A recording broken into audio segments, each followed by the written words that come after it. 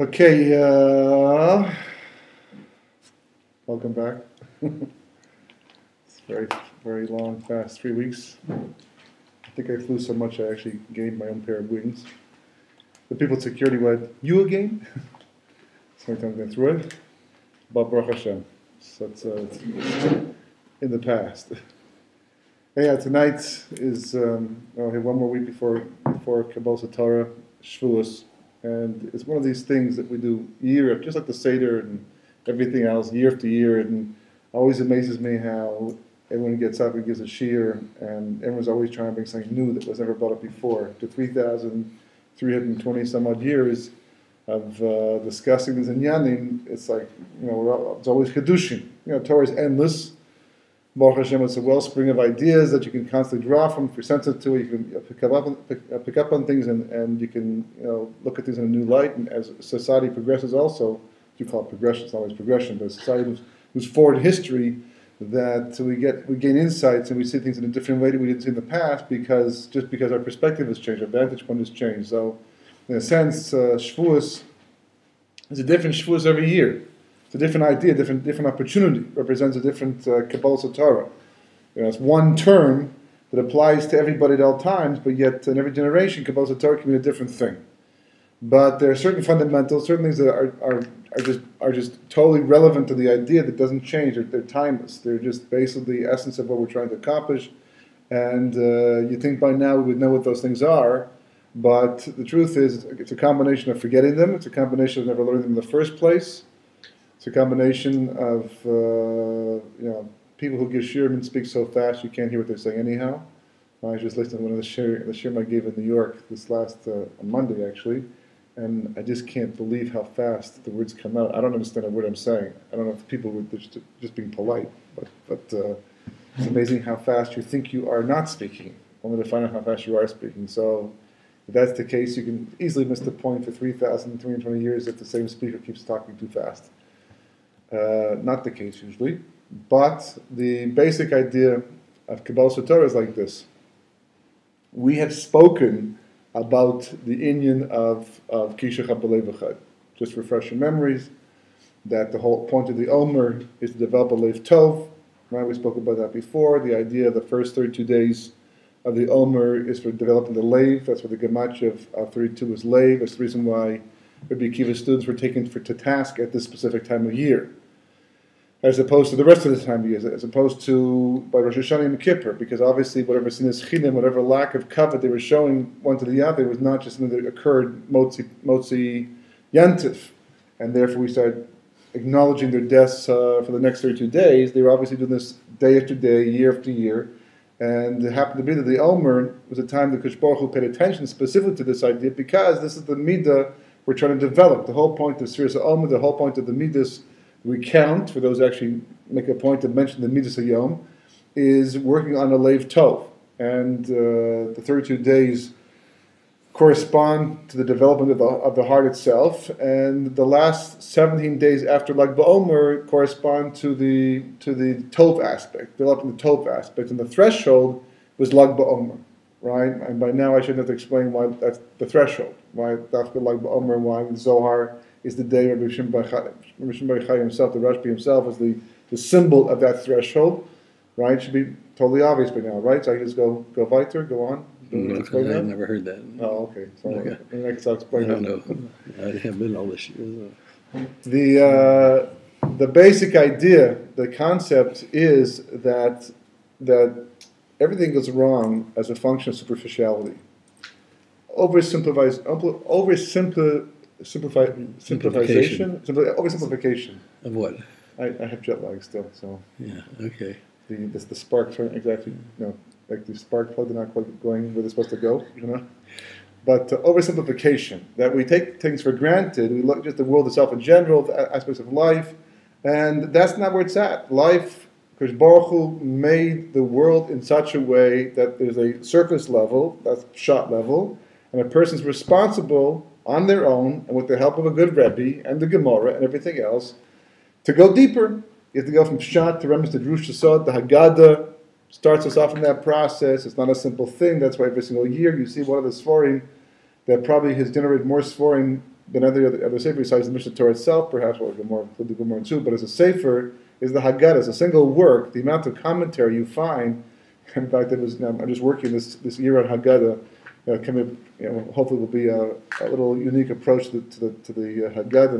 When I was staying in New York at my brother-in-law's house, and he was all these foreign packed in the room that I was staying in. I see there's a new Haggadah over there, another Haggadah over here, and one over here. The whole, amongst all this foreign that he has there, there's all these new art scroll Haggadahs that come out and different perushim, different vantage points, because basically that's what the Haggadah is all about. The point of the Haggadah is to refresh our memory that you have to mind, to go deeper, you have to dig deeper, and that's where you find the Kodesh Baruch Hu. That's where the Mishkan is mentioned basically 4 times in the Chumash, because the first time you go through it, it's just like, these are the parts, and here's how you built it, and here are the people responsible for building it, and it repeats itself, and usually what happens, for example, if you're talking to somebody, and you say something to them, and they acknowledge it on a level you think is very superficial, so rather than say, that's not what I meant, sometimes you simply repeat yourself again. In fact, there's a story like this, where Rav Yankov Weinberg told to us, when he was a Talmid at Chaim Berlin, and Rav Hutner, since I was giving the shir, so as a bocher, he was new to the shir, and he was a very bright man, even when he was very young. And he asked a question, and Rav Hutner just basically he listened to the question, and then he went on. Didn't even address it. So he waited a few minutes more, and he thought maybe the Rav didn't understand his question. And so what he did instead was he asked the question again a second time. Rav Hutner looked at him, right, acknowledging the question was asked, and then he just went right on, right? And he realized by that time that what he was basically telling him was the question was being answered in what was being said. If you paid attention to what I just told you, then you would hear the answer that you're looking for. The reason you're asking this question is because you're not really paying attention on a deep enough level to hear the answers. Sometimes you're talking to a person, and rather than give them the answer directly, it may be a little of a mind game, but you'll repeat yourself another time, and the person will say, "Yeah, I heard that," and they go on. So you repeat yourself with the exact same words a third time, and eventually the person realizes that whatever he thought he understood or heard, didn't hit exactly on the level that you meant it. So likewise, when the Torah rephrases or repeats the guidelines and the instructions for building the Mishkan, it's because the Torah is telling you that whatever you thought you understood the first time about this, you probably didn't. There's a deeper level. So repeat it another time. Just in case you thought you still understood it. We're talking, just think about it for a second. We're talking about a microcosm of Ma'aseh Bereshis. All the instructions that Kodesh Baruch Hu used, or not all of them, but a tremendous amount of ideas and construction and information that went into the building of Ma'aseh Bereshis is somehow encoded in the various different parts of the building of the Mishkan. The Mishkan itself and all the different vessels that were created and all the different, the actual format, the structure, which is why Moshe Rabbeinu said, I can't put this together. If 600,000 men could not put together the Mishkan, then how can I possibly do it myself? So the question you have to ask is, why would 600,000 men not be able to put together a structure that really wasn't that big at all? I mean, today we put together much bigger structures with far less people. So why were they unable to do it? Because it wasn't simply a question of physically attaching the pieces and putting together according to some kind of master plan. Put slot A or tab A to slot B. It wasn't a question of that. There was tremendous Kabbalah behind this. And if you make one mistake when it comes to Kabbalah, you can mess up the entire thing and destroy worlds. And that's what Moshe was saying. If 600,000 people were not zoiche to be able to understand how to assemble this thing properly, how could one person, even though I'm Moshe Rabbeinu, how could one person understand how to build the Mishkan properly? So Kodesh Baruch Hu says, you're right, nobody can and nobody would. I'll do it. Only I can do it. And anyhow, I'm the one always doing it. We don't even know how many things we do in our lives that if left up to our own devices, we would destroy. And the Kodesh Baruch Hu makes it somehow work out that we're successful. Because in fact, just the other day, I did give a shir on Monday morning, and I decided to take the New York Transit from where I was in Queens all the way over to Brooklyn. And I thought, well, look at the maps. All these things are all connected. So I figured it'd take me an hour and a half. It was a holiday morning. I thought it would actually be a little faster. It was actually slower as a result of that. But from the map alone, because you can look up on Google Maps and you can see your whole path, and it tells you how to go, where to go, and all that. And I thought to save some money and for the challenge of a night at a time, and also it was the aliyah of the Sota and the Nazir and Birchas Kohanim, which is a long aliyah. So I don't always have patience for that, but being on the subject for so long, figured that's a good place to do it. That was my day to do that. And in the end, there must have been 4 or 5 places I had to change subways and get to this to get to that. And in retrospect, I didn't make one mistake the entire way, but that was remarkable because I had no idea where I was going half the time. And even I asked people, it's like this over there, I almost got on the wrong train twice. At the last second, just stepped off it because the way it's set up is not so clear cut all the time. Although the truth is, if you know where you're going, it turns out that New Yorkers also have problems with the system. It's not so logical necessarily all the time. But I was just thinking, I got there literally 10 minutes before the shiur. It took me 2 hours to get from where I came from, and it was hot. It's nice out here right now. It was so hot and humid in New York. The moment you walked out the front door, you broke out into a sweat. So you're stuck in the subways themselves are air conditioned. That was fine, but the subway stations and walking outside was very, very hot and very muggy, very, very, very humid. And I got there literally 10 minutes before the shiur, and it was just such a nice because at any point in time I could easily have made a mistake and added another half an hour to my trip and been late for sure. And after planning this thing for like months or at least many weeks, and then being there for 3 weeks to miss it the last time before I'm leaving, it was mamash Kosh Baruch Hu just like bring you from place to place. I did everything right, but not the kavanah. Right, Kosh Baruch Hu just made it work out somehow. And I remember getting up to the last stop. I couldn't believe I actually got to the last stop without making a mistake. That's all through life. That's all through life. Because Baruch Hu is doing that, doing that for us and doing it to us, and we tend to think that we're the ones who are successful. Even professionals can choke. Even professionals can make mistakes at times, and the Kodesh Baruch Hu makes us successful. Whatever we're doing, that's what the Kodesh Baruch Hu told Moshe Rabbeinu, and that's what the Mishkan was all about. The Mishkan was much, much deeper and significant and profound a project than we tend to give it credit for being by reading the Chumash. It's much deeper. Superficiality is what destroys everything. The whole societies come down. God is in the details. And in the detail of the details in the end. And that's why everything about Yiddishkeit, have a Talmudic approach to life. The Talmud itself is an approach to life. It's not just a process, because if you think about it for a second, right, it's pretty bizarre. You take the average textbook in a Western university, a college, or even a public school, you open it up, everything is written to be as clear as possible. We're teaching you medicine. We're teaching you law. We're teaching you how to be a citizen of society. The last thing we want to do is play mind games. If it comes to a test to see what kind of person should be accepted, if it comes to a job resume to see who's really really for the job, so maybe there might be some trick questions to see how alert you are. But when it comes to going to school and actually learning what to do, you want to be as clear as possible. There's no place in the world that should be truer than the Gemara. The Gemara should be an open, closed book. You open the Sefer, you read from the very first Mishnah. There's no discussions about what's missing from the Mishnah and why it's so terse. Okay, so it's a memory device, but this is Torah Shabbat Peh. It should be as clear as possible. So we're not only teaching you how to learn, right? We're not even teaching. You're not even only learning. You have to learn how to learn first. There's a preliminary step. Before you can learn Gemara, you have to first learn the tools and the devices and the approaches so that you can finally enter the Gemara. And even then, the amount of machlokas and discussion and svarim upon svarim. Why? Why make it so difficult for a person to be clear? Even you open the Mishnah Brur, which is sometimes it's a little bit oxymoron because he brings down all the machlokas and it aside, and he passes in the end, and you decide who go like. But it's not always so clear cut. It's incredible for a religion that's based upon Yirah Shamayim, fear of God, and getting it exactly right. It's amazing how easy it is to make a mistake and get it wrong in the end. Because an underlying theme to all of this, to all of Yiddishkeit, is that the true Yirah Shamayim is going to be somebody who's not intellectually lazy. Somebody who's prepared to go the distance to ask the question, and then ask the question, and a question, and a question, until you get to the point. Like we spoke about by the Haggadah, right? By the Haggadah, the question that's being asked is not really, why do we eat matzah on the 15th of Nisan? Because we know why we eat matzah. There was not enough time to bake bread. That's that's the reason why we don't eat, hummus, and we eat matzah instead. Why is it, don't eat matzah? Whatever. Right? Why don't we eat hummus? Why do we eat matzah instead? Right? So that's not the question we're asking in the Haggadah.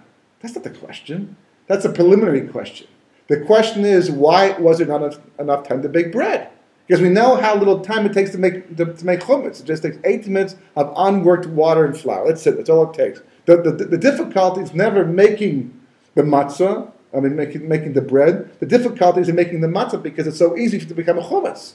If kosher Pesach matzah, it's a big yes. It takes a lot of work, a lot of concentration, and a lot of energy to do it. So it's clearly the exact opposite.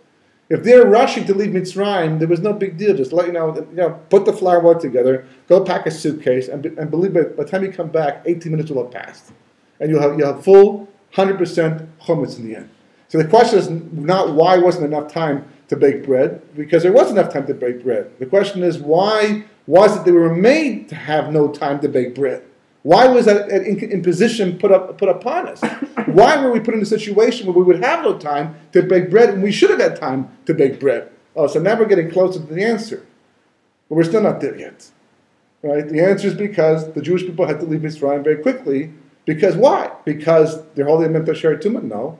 So they're not holding Memta Shari Tumah, so then why did they have to leave quickly that they couldn't make chametz, then we have to eat matzah?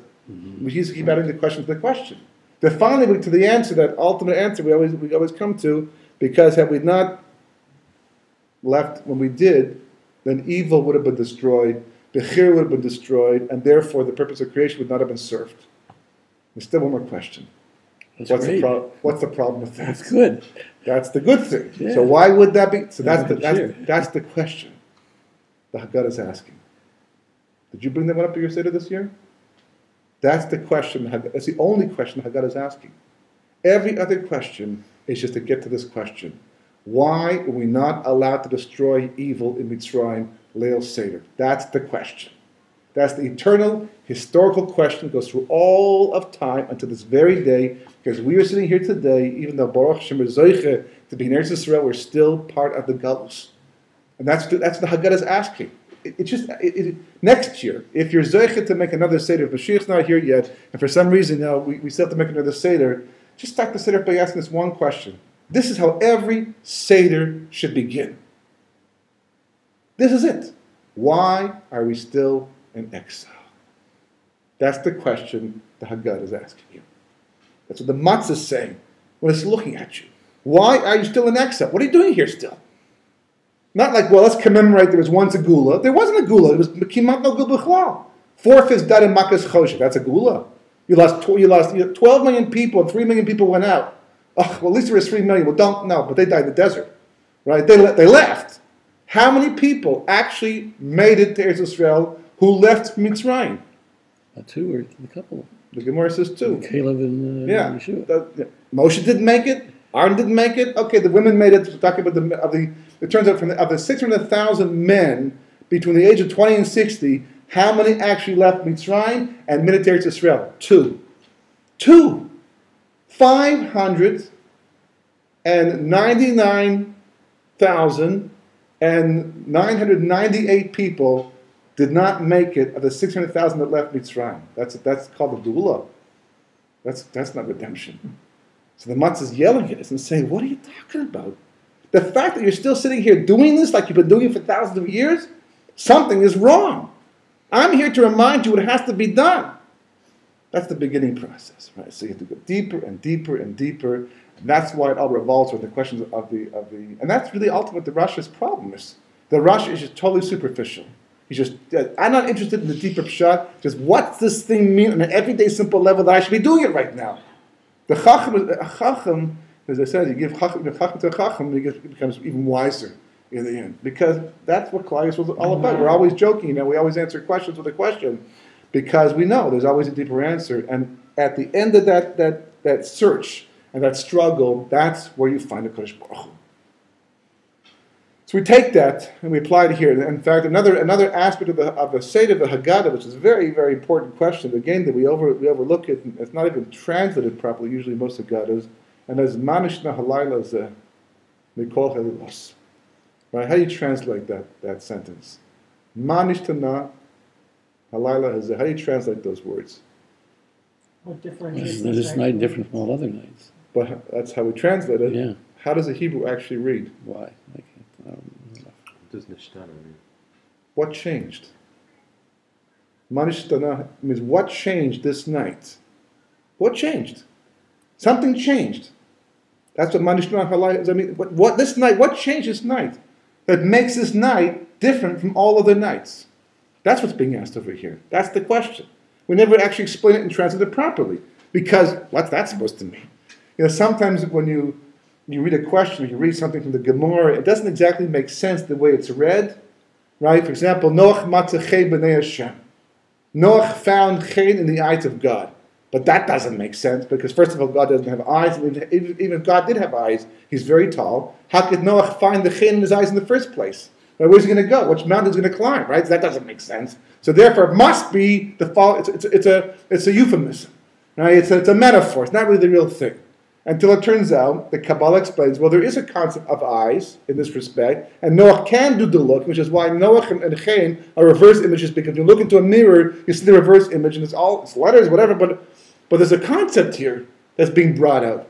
So the first approach we approach something superficially, is that if it doesn't make sense on a superficial level, it can't really be what we're talking about, so therefore we have to change all pshat. So Manish to know what changed this night, it doesn't really make sense to us. Because how would you apply that every year? Maybe back in Mitzrayim, but how does it apply to me today? And we ask all these questions, we're still doing this. But that's what the God is really saying.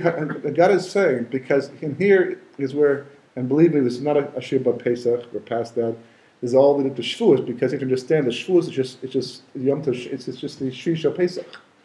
Chazal explain that the Pesach itself acts like the first day of Yom Tov. Shavuos is like the last day of Yom Tov, and Sfiras Omer is like Chol HaMoed. That's why they're connected.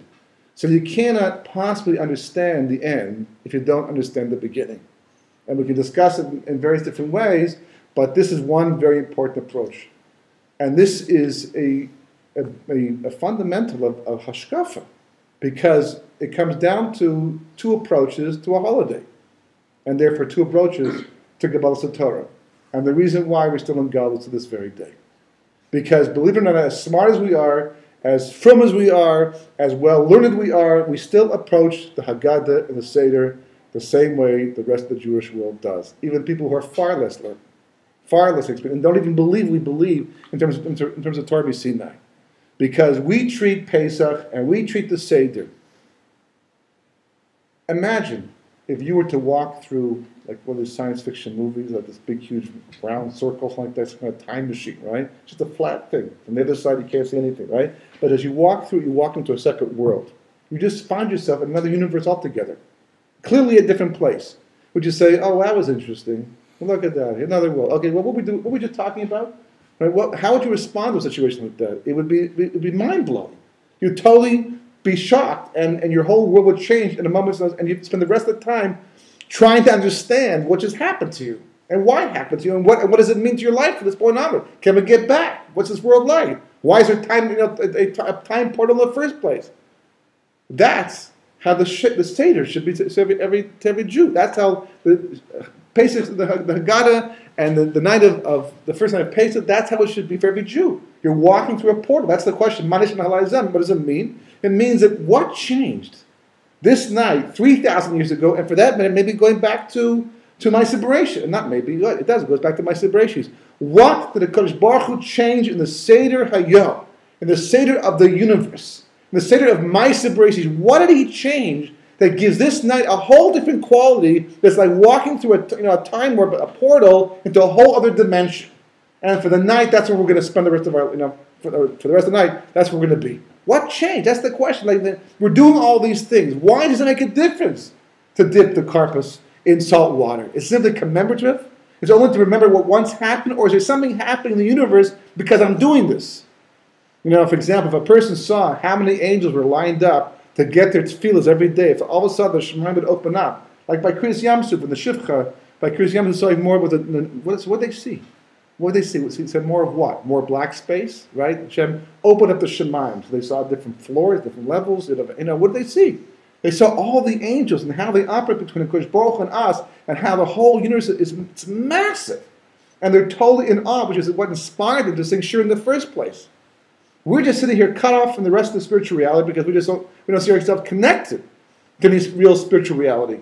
But if you could see how many malachim are sent down to get your tefillahs, and the process of taking your tefillah to Shemayim, your davening would be a different experience.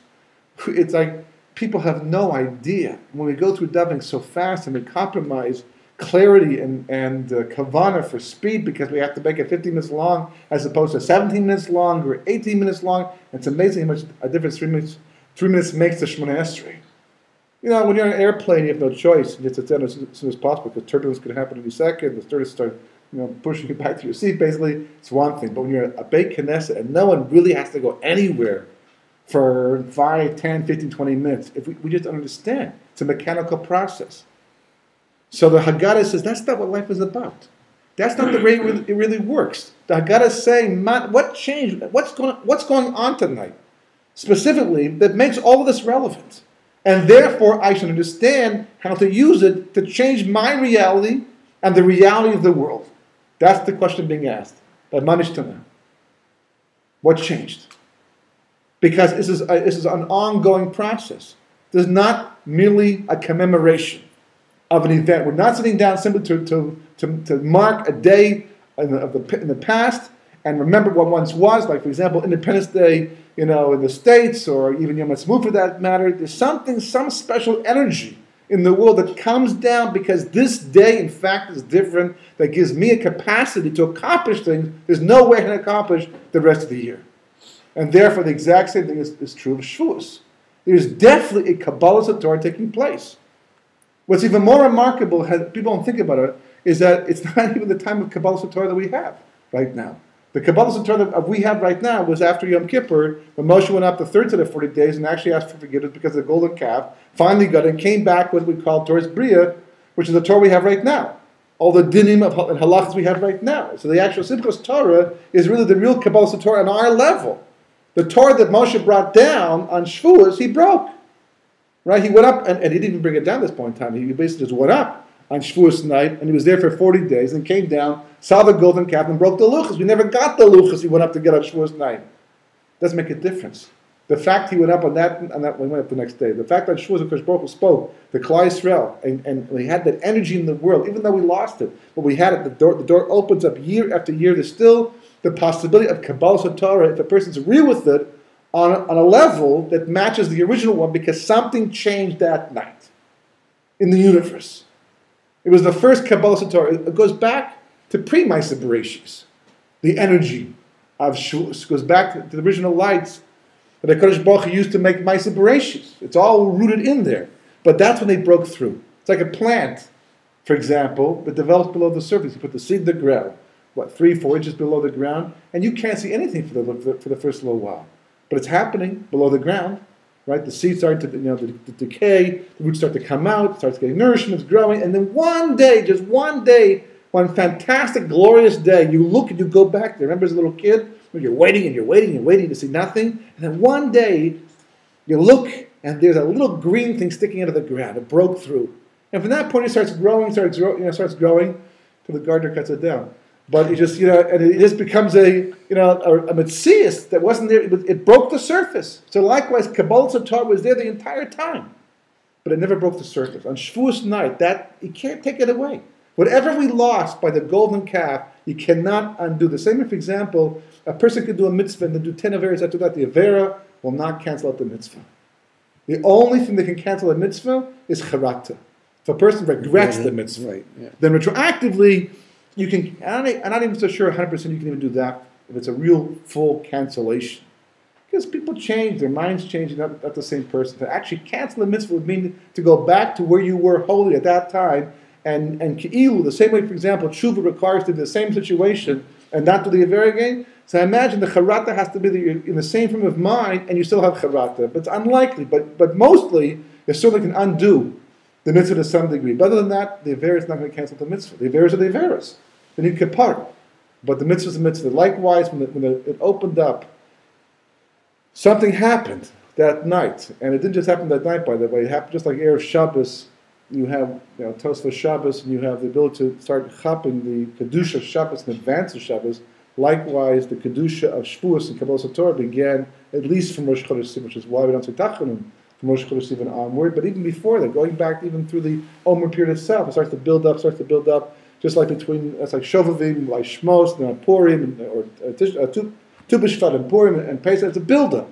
Everything is always a build-up. So we spoke about how, Leiv Tov, that's what the whole thing is about. But what is the essence of Leiv Tov? So the Pri Tzaddik speaks about this in quite a bit of detail on Chumash. A few places he brings it up. But the basic idea comes down to one really simple concept, just very difficult to employ. Kabbalah Torah is about emptying your heart of everything else that doesn't matter.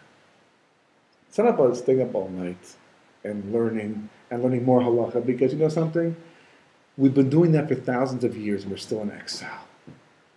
And people do it all night, they fall asleep during davening the next day a lot of times. And their lives are not dramatically changed. And their level of commitment to Torah is not dramatically changed. It's a thing we do. It's a nice minhag, we celebrate it.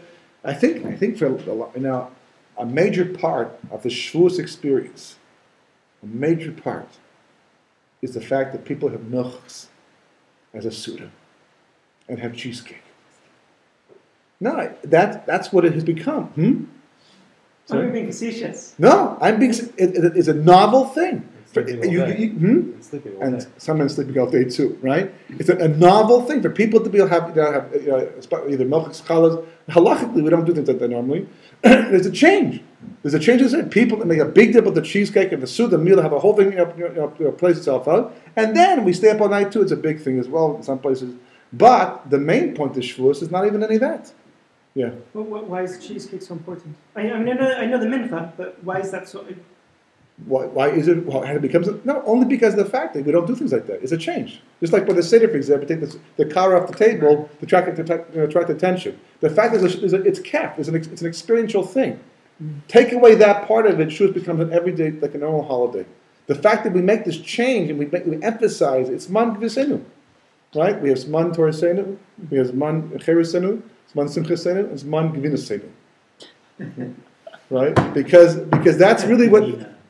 It becomes literally almost the focus for a lot of people. But the whole point of Shavuos is the end of a process that either you're there by the time you get there, or it's not going to happen, and you're going through the motions.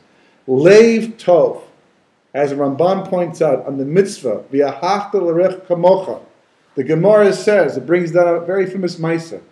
Who would have ever thought to use this Gemara as an explanation for Shavuos? But the Gemara says, 2 people in a desert, 1 canteen of water, enough water for 1 person to survive. Share it, they both die. What's the halacha? What's the halacha? Sure. That's what you would think. Why would you think the halacha is to share? No, What? Oh, don't share. Don't share. That's what you think? Yeah. I would have thought the halacha is to share it. Before you share, then both die. Yeah, but Rabbi Kiva says, Zeh klal gadol b'Torah, v'ahavta l'reacha kamocha. Love your neighbors yourself. It's a derisive mitzvah. It's a klal gadol b'Torah. You have to love yourself first. 1 second, before I get to that, right? In fact, what I would assume for the halacha is, and this is what the other, and by the way, this is the other mandamar the Gemara. The other mandamar the Gemara, is it Ben Petua? But Ben Pata, he says, he brings the mitzvah of v'ahavta l'reacha kamocha, and says that in spite of the fact that there's not enough water for both people to survive, just like you want to drink the water and survive, so does your friend want to drink the water and survive. And therefore, rather than one person survive and drink and survive, both people should share it, and neither one should see the other die. They should die together in the end. That's the other opinion. Interesting enough, that Rabbi Akiva, who always says, Zeh klal gadol b'Torah, v'ahavta l'reacha kamocha, he comes along and says, not here though. Not here. Because the Torah says, v'chai behem. And v'chai behem means that for the most part, you do mitzvahs up until the point they're going to kill you. Right? There are obviously parameters. But in this case, since doing the mitzvah of love your neighbor as yourself would result in killing you, because you're sharing, because there's one very important detail over here. This is because the canteen belongs to one person. If it didn't belong to anybody, you'd have to share. If it was simply hefker, they found it together, you'd have to share. Why should you survive? Your friend shouldn't survive the end. Right? And he can't give it up to you because committing suicide. So you have to share it until you run out of water, and that's the halacha. Right? But since the canteen belongs to somebody already, it's his shkacha. His shkacha that he has the water, there's only enough for him, the other guy, whatever reason, he ran out. And as a result of that, the halacha, as Rabbi Kiva says, in this instance, the mitzvah of loving neighbors yourself would not apply, and therefore the person to whom the canteen belongs, he drinks it, and then the person dies, and that's the halacha. It's the principle that you shall live by them, and if Overrides. you share, then you're dying. Yeah, it overrides. It overrides. If the Torah didn't include that, by the way, if the Torah did not say b'chai behem, you'd be mechuyev with the right to share the water until you both die. Speaking English. Yeah, that's, Amen. you want some? The So also that you should live tied to the ownership of the canteen. because it already belongs to you, so since it belongs to you, you have a right to a schus that the other person doesn't have.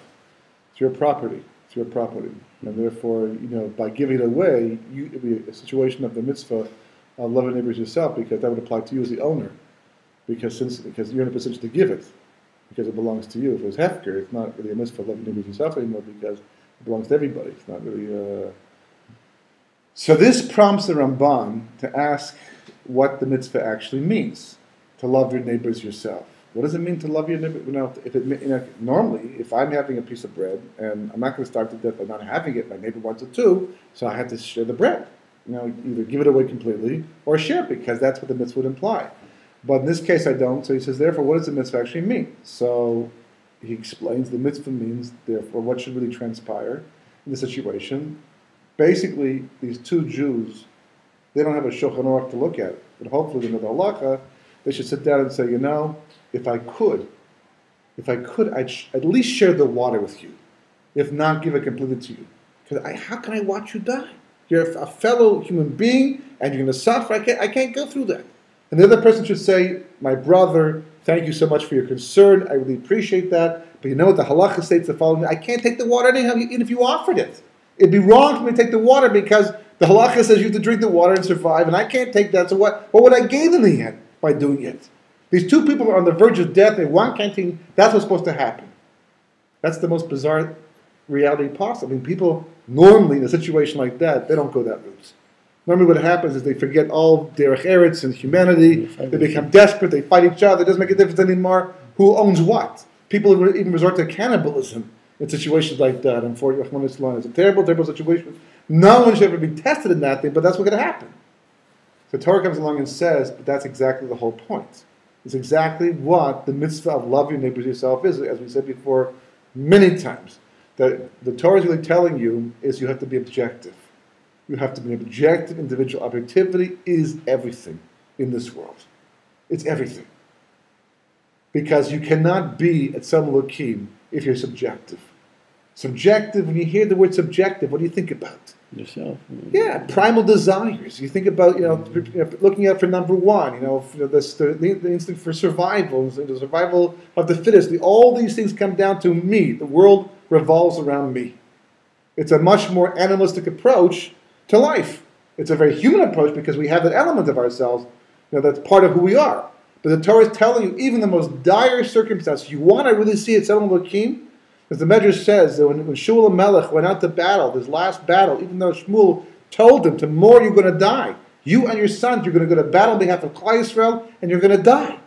All of you. All four of you. I think it was three sons and Shmuel himself. And instead he went out to battle, and he fought as if he could win. And the Medrash says, HaKadosh Baruch Hu called all the Malachim together and said, you asked me why I made Ma'aseh Bereshis? You questioned why I made man? Come take a look. This is it right here. This man knows he's going to die, and with his sons in this battle. And look at the way he's fighting.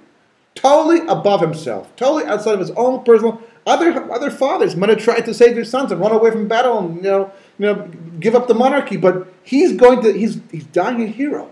That's the most noble thing a person could do in the most dire of circumstances. On this trip, there's quite a few times where I saw, not to such a degree as this, but I saw people make sacrifices for other people and put themselves at the airports, and they're just like a certain, humanity. Not everybody had. Other people were not like that. It was very rare. Very few people. People started, you get stand in line for security and things like that. Everybody's got to get through, and everybody has to get to the store and get to the restaurant, do whatever they're doing. But there's a few people in the world. I don't know how many, but in the worst of circumstances, they can maintain their humanity. They're tzemel at all times. When it gets so tense in such a situation, your life is on the line, and still what matters most to you is to live up to the standard of Kosh Baruch Hu set for mankind, that's the ultimate. But you can't do that if you're not objective. Because even if you want to, even if it crosses your mind to be like that, if you're a subjective individual person on an ongoing basis every day, it's very hard to be objective. You just can't pop into objectivity. Sometimes when a person's confronted with death, sometimes a situation where the hopelessness and the helplessness is so obvious and the person can't do anything about it, there's no way to change it, they might have a last moment of nobility because that's all that's left. They'd rather leave the world with some kind of dignity. But for the most part, as long as people feel there's a chance to survive some way, somehow, they will stoop to a very low standard very often just to survive, just to be able to succeed. I mean, the business world is just built upon this midah. I mean, the stories you hear, the books that you read, the movies that were made, is this, you'll find nice people. Just like, for example, in politics. In politics, you're not going to find real politicians. The real politicians are the ones who realize it's not worth being a politician. Because whatever they want to do for the sake of improving mankind, it's not going to happen. It's not the way the world works today. So therefore, they stay out of it. And the other people who know how to abuse the system will jump right into it a lot of times and take advantage of it. Not everybody, but enough people. To the point the system becomes pretty corrupt. And the world becomes pretty corrupt as a result of that. There's no Kabbalah Torah on that level. There's no Kabbalah Torah of Hashem on that level. There's Kabbalah Torah. Everybody is Makabel Torah in some level. If you're living by Torah mitzvahs, you're Makabel Torah. But how much are we doing it that Hakadosh Baruch Hu intended to be? Because if he were, probably the Geula would be here right now. So when we ask the question, Man Yishtan Halaya Zeh, we're not simply asking the question on Leil Seder. We're asking about every Chag the Torah was koveya for a Jew to keep. About Sukkot, just by Pesach we do because that's the national holiday. That's the refresher course. Once a year on Leil Seder, that's when the whole Klal Yisrael goes through like a refresher course. Just like, for example, by driver's education, every once in a while you get pulled in, go through a refresher course. It's not the main course, but that's where you get the rules all over again.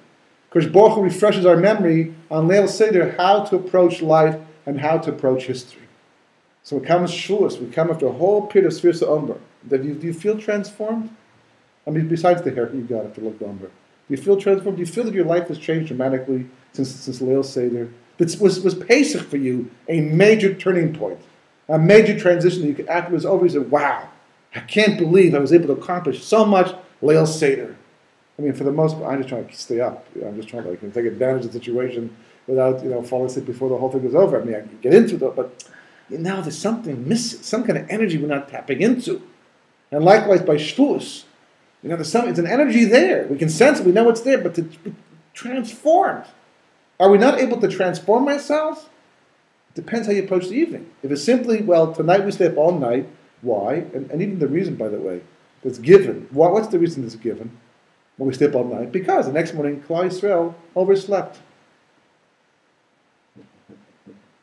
You buy that? Come on. Anyone who buy that? You're the foot of Har Sinai. God has spoken.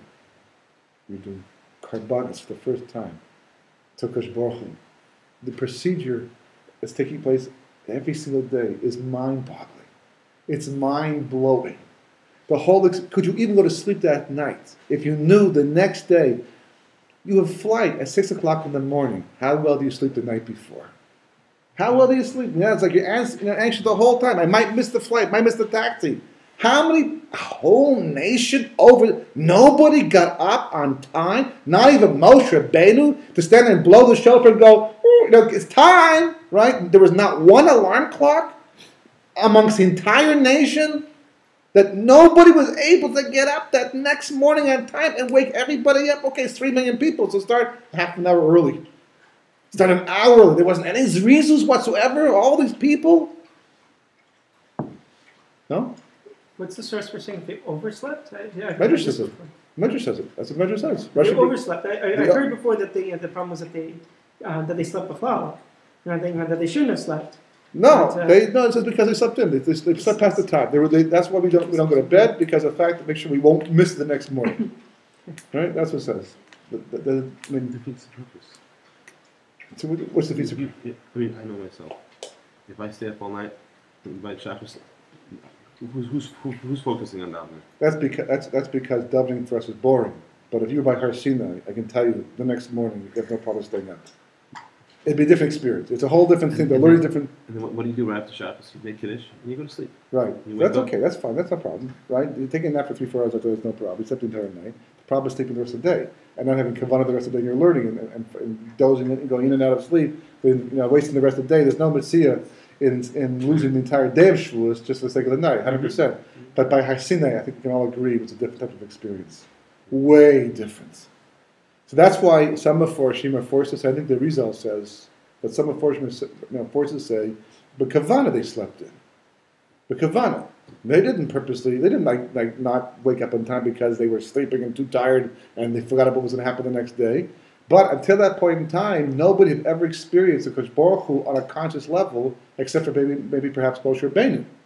Avraham had all his nevuos while he was sleeping. Yitzchak and Yaakov. All the nevuos always came to prophets for the most part while they were asleep. So they thought their but of a major nevuah is going to happen through sleep. They had no idea it was going to happen while they're consciously awake, everybody, on whatever level they're holding on.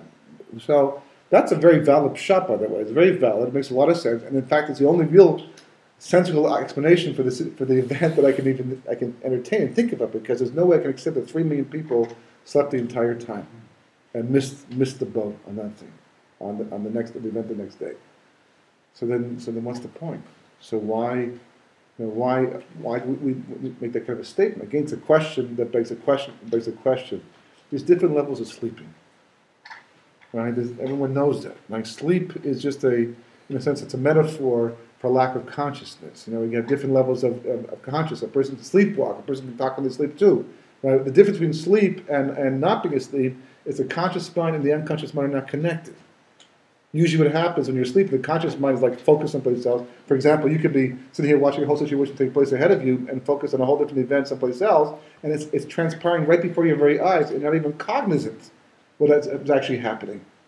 Because you're totally separate. The conscious mind and the unconscious mind are separate. They're kind of pushed apart temporarily. It results in a sleep-like state. That's what daydreaming is all. That's why it's called daydreaming, because even though you're conscious, there's an aspect of dreaming involved. And sometimes it gets to a point where you can actually start to have dreams while your eyes are still open. You can actually see yourself having the dream. Dreaming, the fact that you physically close your eyes at nighttime is because your body requires, your eyes require a certain amount of rest, and your brain requires a certain amount of recuperation. But most scientists, I believe, state that the brain itself only requires 1 hour of sleep to refresh itself. So why do we need so many hours of sleep in the end? So they hypothesize because it takes that much time to go into different dream states so you can dream. And the reason why you have to dream, they hypothesize, is because otherwise your brain could never deal with all the information overload from the day. It's released somehow, and most of it doesn't make sense to the brain. That's what dreaming is for that. But if you understand life, and everything makes sense to you, like a gadol or someone who's really in touch with the master plan of Bereshis, you can get away with 3 hours of sleep a night, and it never affects you. Because for you, you don't require the sleep. So sleep, it's not simply a reality where you go to bed and you don't wake up the next morning, or you sleep in. Rather, the conscious experience of Har Sinai, they had not yet fully achieved what they were supposed to achieve. And there's a problem with that. There's a very important problem that ties back to Kisha Chabalevich, the whole idea. Because what does objectivity actually mean in the end? Have you ever found yourself, someone says, are you being objective? You say, of course I'm being objective. You're not really being fully objective. So where's that coming from? There's times when you'd like to be objective. Someone angers you, and you can see yourself being angry. And you hear yourself saying things you shouldn't be saying. You know that. Well, who's hearing that? So, just tell yourself, so don't say it. No, you gotta say it though. Why? What's going on? How can you be cajoled into saying and doing things that you consciously see you don't want to do in the end? Because the unconscious gets in there. So from below the surface, takes over to a certain amount. The conscious mind becomes like a spectator. Likewise, when a person is sitting there bored or whatever they go through in life, it's very possible for the levels of mind to split. The result is you're not fully there. When I was a young boy, 65 years ago, so I was sitting in class and I was daydreaming because I was bored like everybody else. and all of a sudden somebody else was misbehaving not too far from me. The teacher came across. In those days, you could actually put a hand on a student and not get sued for it. And teachers did things like that. He was a good teacher, but he was also a little bit rough. And he grabbed this person, and it so shocked me. This whole thing so shocked me that I could not drift off, no matter how hard I tried, the rest of the class. I was at 125% there. In that moment, whatever happened, it just so pulled everything together. The best educators do that because the more you are there, the more you're part of the experience, the more it becomes part of who you are. And that's what Kabbalas Torah really means. There's two levels of learning. There's a level of learning where you learn it intellectually in the outside, you park it up certain in your mind, maybe you live by it, but it hasn't changed you. Knowledge has to change a person. Rabbi Shimon Bar Yochai, when he gave over the Zohar, he wasn't simply giving over secrets. He was taking us from the level of Pshat to Remez to Drush to Sod. On that level, as you go deeper and deeper and deeper, it corresponds to the levels of soul, Nefesh, Ruach, Neshama, and Chaya. The deeper you go, the more you go past the superficiality, the levels, the very superficial levels, you go deeper and understand it more, the more it becomes part of you. Kabbalas Torah did not simply mean saying, yes, I accept. Will you take this Torah? Yes. And you see it, anyhow, after, what does it say? Well, we kind of like drained a bit over here. We'll take, how much does it cost? Free, we'll take two, right? We said yes, we didn't know there was a second part to this whole thing, and all the details, So God says, see this mountain? He holds it over our head, but you were even Makabal. So Chazal asked the question, if Klal Yisrael was Makabal Torah Shebal Peh, Torah itself, by saying Nasa v'Nishma, so what do you need the Har Chagigas over their head? So, okay, more questions. All kinds of affortions. The Gemara says, because they were Makabal, they said Nasa v'Nishma, the Torah Shebal, because that's the easy part, right? That's the entertaining part you could read, and even the Yikra is like complicated, but it's not all the details. But Torah Shebal Peh, they said out of Yira. But by Achashverosh's time, when HaKadosh Baruch Hu did the names by Mordechai and Haman and Esther, that's when they're finally Makabal Torah B'Ahava. So what's the difference? What do you care? Year, Ahava, it's nicer, Bible. What's the difference? Because year works very much the same way, especially for us as well. But Ahava is the ultimate. If you remember when you first went to Shidduchim, right? If there's anything you've ever loved in life, you love an experience, you really love it. For example, I don't know if I should use this example, but in New York, I had the best bagel lunch and cream cheese I've ever had. And I was fully there. I mean, it was noticeably good. It sounds very much. So I thought to myself, wow, I can do that for bagel lunch and cream cheese. And I look at my Gemara. Now, what is my Gemara? How much am I? What's my there percentage? There should be a little thermometer in our arms when we carry around. That's your being there percentage. I'm learning at Daf Gemara, but how much was I there? It astounds me how quickly I forget things. How quickly I can learn a Daf of Gemara, and I can see something, go to a shir, and 15 minutes later, if not less, forget the point. I know it's like, it's touching. What happened? How do you forget it so quickly? How do you forget? But the experiences in your life, you'll never forget. You can draw on them at a moment's notice. A roller coaster ride, something that pulled body and soul together. Kabbalas Torah means not simply saying yes. That's important. That's a starting point. Kabbalas Torah means absorbing it into your very being. You're a different person because of it. The same, for example, you're walking downtown and you're drifting off and not focusing, not concentrating. You walk across the road and you almost get hit by a car. This close, and you'll never forget the rest of your life. In a moment, the rest of your life, you can see it like it was just yesterday. Even today sometimes. Because you're fully there. The shock, the experience, it brought you in. Atach chanei l'adam das. The Kadosh Baruch Hu give a person das. Deya, bina, v'haskil. What's the point? Why all three levels? Why pshat, remez, drush, and sod? Why all these levels? Why not just one? Why the shivim pan of the Torah? Why all these different levels? Because Torah is a journey, and the journey takes you further into yourself. The deeper you go into Torah, the deeper you go into yourself. Kabbalas Torah means that tonight I'm not simply going to learn Torah as I've been learning Torah day after day after day, and Chazir my Gemara as I've been doing day after day after day. Today I take a little reading. How much have I absorbed? How much am I prepared to absorb? How much am I prepared to allow Torah to impact me and change my being? That's Kabbalas Torah. And you can't do that tonight.